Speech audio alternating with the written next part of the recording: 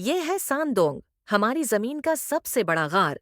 ये गार इतना बड़ा है कि उसके अंदर एक मुकम्मल खुद कफील माहौलियाती निज़ाम मौजूद है, जिसका अपना मौसमी निज़ाम भी है। सैकड़ों मीटर जमीन के नीचे वो बादल जो आप आसमान में देखते हैं, इस गार के अंदर भी बनते हैं। सांदोंग के अंदर एक कदीम बारानी जंगल छिपा हुआ है, जो आज तक इंसानों की दस्तरस से बाहर रहा। यहाँ एक वसिया जेर जमीन दरिया भी बहता है।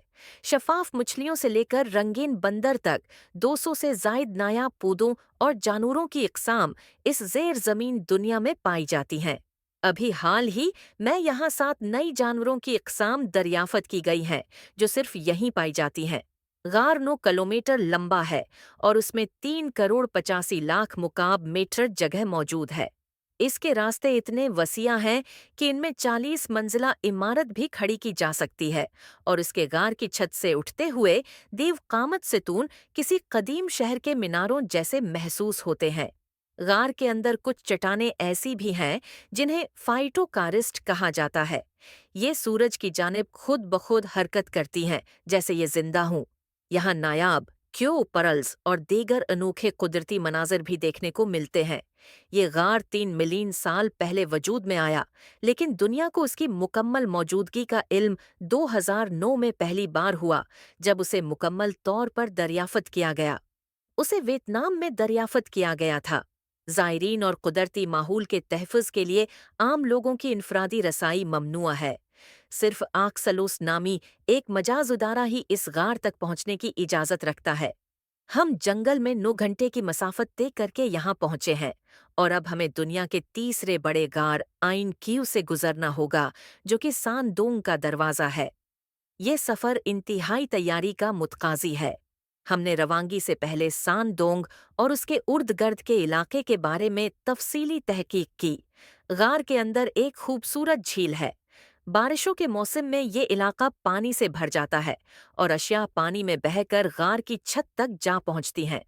गुरूब आफताब के वक्त सूफ्ट परंदों की आवाज़ें गार में गूंजती हैं। उन परंदों की टांगें कमजोर होती हैं, वो जमीन से उड़ान नहीं भर सकते। अगर वो जमीन पर गिर जाएं तो उनके लिए मौत यकीनी होती है। सांदोंग में दाखिल होने से पहले हम उसके कदीम पथरीले रास्ते पर चलते हैं, जो 450 मिलियन साल पुरानी चूना पत्थर की तहों से बने हैं, जो समंदर में मौजूद कदीम जानवरों के ढांचों से वजूद में आई थीं। तेजाब बारिश उन चूना पत्थरों को आहिस्ता आहिस्ता घिला देती है और वक्त के साथ साथ गार तश्कील पाता है। सांदोंग में जैसे ही दाखिल होते हैं, आपको खूबसूरत चूने के पत्थर के तालाब, चमकते हुए सफेद सतून और कदीम फोसलस देखने को मिलते हैं। एक जगह पर एक 88 मीटर बुलंद स्टिलिग्माइट मौजूद है, दुनिया की सबसे ऊंची। इसे बनने में 8 लाख साल लगे, क्योंकि यहाँ छत बहुत ऊंची है। यहाँ मुकम्मल अंधेरा है, लेकिन दीवारों से पानी बहता है, जो मादनियात से लबरेज होता है। बाज मट्टी की तहीं और नबाताती बाकियात यहाँ पानी से बहकर आती हैं, जिससे कुछ पौधे अगने की कोशिश करते हैं, मगर रोशनी न होने के सबब वो मुरझा जाते हैं। हम जैसे जैसे अंदर बढ़ते जाते हैं, हम पहली डोलाइन तक पहुंचते हैं। ये वो जगह है जहां छत कई हजार साल पहले गर गई थी और सूरज की रोशनी अंदर आती है, जिससे अलजी, काई और यहाँ तक कि छोटे दरख्त भी अगने लगे हैं। फिर हम दूसरी डोलाइन तक पहुंचते हैं, जो कि एक मुकम्मल बारानी जंगल में तब्दील हो चुकी है।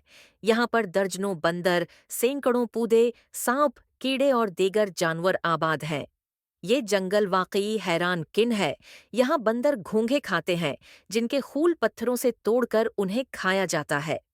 आखिरी दिन हम एक झील से भरे रास्ते से गुजरते हैं, जो 600 मीटर तवील है और नीलमी सब्ज रंग की है। उसके बाद हम पहुंचते हैं ग्रेट वॉल ऑफ वियतनाम पर। ये एक 88 मीटर बुलंद कारिस्ट दीवार है। गार के आखिर में हमें कुछ 500 साल पुरानी हरन की हड्डियां भी मिलती हैं। हम गार की दूसरी समत के खारजी दरवाजे की रोशनी देख सकते हैं। हमने दुनिया के सबसे बड़े गार को एक सरे से दूसरे सरे तक मुकम्मल दरियाफत कर लिया है। लेकिन एक सवाल अब भी बाकी है। वो कदीम फूसल किस मखलूक का था? तहकीक से मालूम होता है कि वो एक समंदरी मखलूक टीट्राकोरालिया का फूसल था, जो 300 मिलियन साल पहले नापीद हो गई।